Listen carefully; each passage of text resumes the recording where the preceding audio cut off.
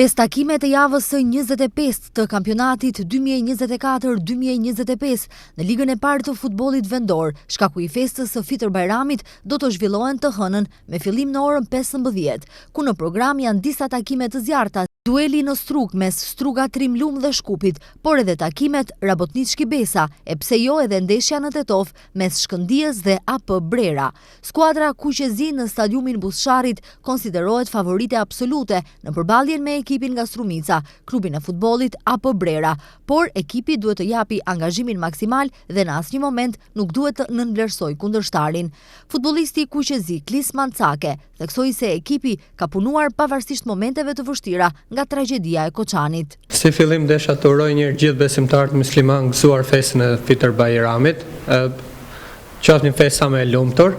Skuadra ka qenë e gatshme pavarësisht se ka qenë disi e vështirë për të stërvitur këto kohë pas tragjedisë që ndodhi në Koçan, kena qenë disi të prekur, po e kena gjetë forcën brenda ekipit të ushtrojmë të përgatitena maksimalisht për ndeshjen me Brerën. Por sido që të jetë, ekipi është i gatshëm për pjesën e fundit të sezonit që të arrijë objektivat për titullin kampion.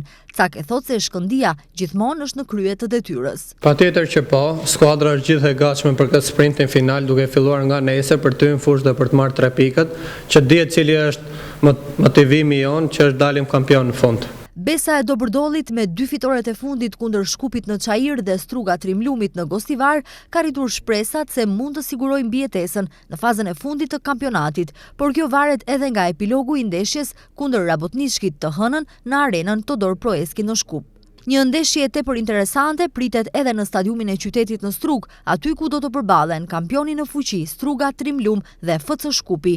2 ekipet pretendojnë që deri në fund të kampionatit të mbeten në pjesën e epërme të tabelës. Gostivari në stadiumin Boris Trajkovski në Maxhari përballet me Voska Sportin, ndërsa Sileksi në Kratov është Nikoqi Ritik Veshit. Të gjitha ndeshjet fillojnë në orën 15.